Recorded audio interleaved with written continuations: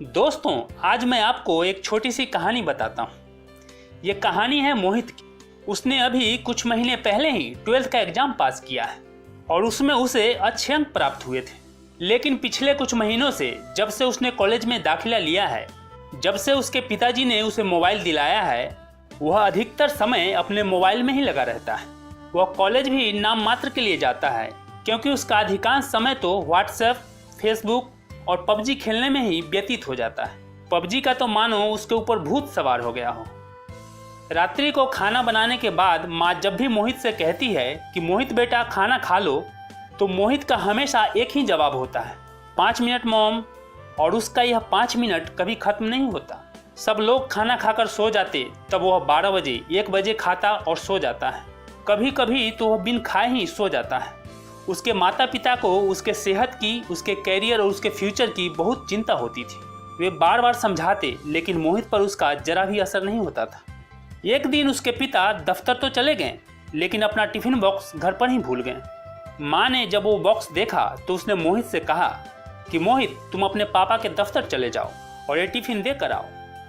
मोहित PUBG खेलना छोड़कर जाना तो नहीं चाहता था, पर माँ के बार बार कहने पर वह जाने को तैयार हो गया।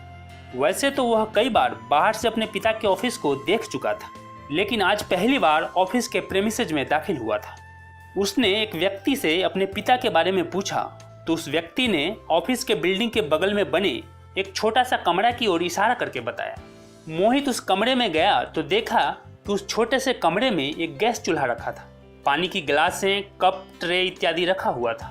उस कमरे में छोटे छोटे लाइट जलती और घंटी बजती थी। जब जब घंटी बजती तब तब उसके पिता कभी पानी तो कभी चाय ट्रे में रखकर साहब लोगों के लिए ले जाया करते। चूंकि वे उस दफ्तर में प्यून थे और यही उनका काम था। उन्हें 2 मिनट का फुर्सत भी बड़ी मुश्किल से मिलता था। मोहित लगभग आधा घंटा वहां रुका होगा। उसके बाद वह वापस घर आ गया। लेकिन जब से वह अपने पिता के ऑफिस से आया है, वह एकदम से गुमसुम सा हो गया है। न कुछ बोलता है न कुछ कहता है। जिस मोबाइल को वह 5 मिनट भी नहीं छोड़ता था, उसकी तरफ देखता तक नहीं है, बस सोचे जा रहा है। रात को सभी एक साथ खाना खाते हैं और सो जाते हैं। अगले दिन मोहित कॉलेज नहीं जाता है क्योंकि उसके अंदर एक उथल पुथल मचा हुआ होता है। एक द्वंद सा चल रहा होता है। वह इसी सोच में डूबा हुआ था कि उसके पिता जो इतनी कड़ी मेहनत करते हैं, इतना कष्ट और पीड़ा सहकर उसे बार बार पढ़ने के लिए क्यों कहते हैं, ताकि मैं पढ़ लिख कर कुछ बन जाऊं और जो कष्ट उनको सहनी पड़ती है मुझे ना सहनी पड़े। जब वे घर आते हैं तो दिखाने के लिए किताब लेकर बैठ जाता हूं। उसके बाद हर वक्त व्हाट्सएप, फेसबुक और पबजी खेलता रहता हूं। क्या ये सही है? मेरी माँ जो सुबह न जाने कब उठ जाती है, वह दिन भर घर का सारा काम करने के बाद भी मोहल्ले की महिलाओं के सूट और ड्रेस सिलती क्यों रहती है, ताकि वे 2 पैसे जोड़कर हमारे लिए 2 वक्त का खाना, कपड़े और पढ़ाई के खर्च का इंतजाम हो सके। हमारे माता पिता इतने दुख और कष्टों को खुशी खुशी इसलिए सह जाते हैं ताकि एक दिन पढ़ लिख कर हम कुछ बन जाएं, जिससे वे समाज में सर उठाकर शान से जी सकें।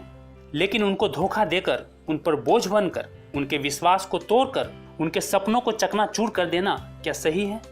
मोहित ने आज फैसला कर लिया कि अब वह पढ़ेगा, मन लगाकर और जी जान से पढ़ेगा।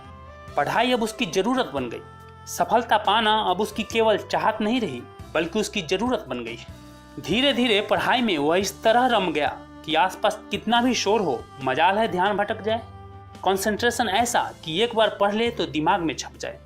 ग्रेजुएशन अच्छे अंक से पास करने के बाद मोहित ने जमकर 1 साल पढ़ाई की और यूपीएससी का एग्जाम दिया। आज जब रिजल्ट आया तो वही हुआ जिसका डर था। मोहित यूपीएससी में टॉप कर गया। उसे पूरे हिंदुस्तान में 65वां स्थान प्राप्त हुआ। ये खबर पूरे मोहल्ले में आग की तरह फैल गई। उसके पिता के दफ्तर के बड़े बड़े अफसर, मोहल्ले के बड़े बड़े लोग जो कभी बात तक नहीं करते थे, सभी लोग बधाई दे रहे थे, हाथ मिला रहे थे, मिठाई खिला रहे थे। उन्हें इतनी खुशी कभी नहीं हुई थी।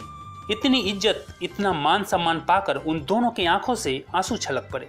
मोहित ने जब अपने माता पिता की आंखों में खुशी के आंसू को देखा तो एक पल में उसकी सारी थकान मिट गई, जैसे उसका जीवन सफल हो गया। उसकी आंखों से भी आंसू बहने लगे।